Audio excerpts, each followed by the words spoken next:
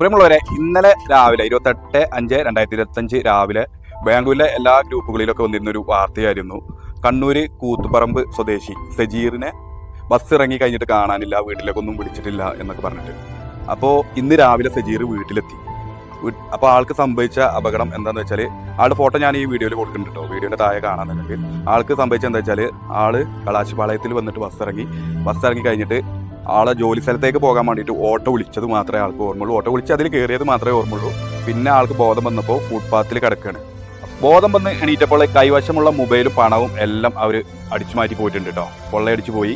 അപ്പം ആള് മറ്റൊരാളോട് കോണ്ടാക്ട് ചെയ്യാൻ കഴിയാതെ ആകെ പരിഭ്രാന്തനായിട്ട് അവിടെ നിന്ന് തന്നെ ആൾ യാചിച്ചാണ്ട് ബസ്സിനില്ല ചാർജ് പൈസ എങ്ങനെയൊക്കെ ആൾ ഒപ്പിച്ചിട്ട് ബസ് കയറി നേരെ നാട്ടിലേക്ക് പോവുകയും ചെയ്ത് ഇന്ന് രാവിലെ ആൾ വീട്ടിലെത്തിയിട്ടുണ്ട്.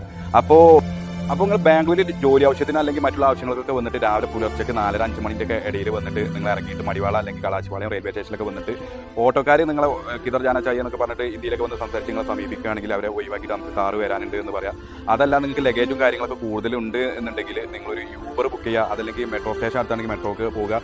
4-5 മണി മുതൽ തന്നെ BMTCൻ്റെ ബസ്സും ഓടും. അത് നിങ്ങൾക്ക് ഗൂഗിളിൽ സെർച്ച് ചെയ്താൽ നിങ്ങൾക്ക് ഏത് ഏരിയയ്ക്കാണ് പോകേണ്ടത് എന്ന് അതിൽ സെർച്ച് ചെയ്ത് കഴിഞ്ഞാൽ അങ്ങോട്ടുള്ള ബസ് നമ്പറും കാണിക്കും.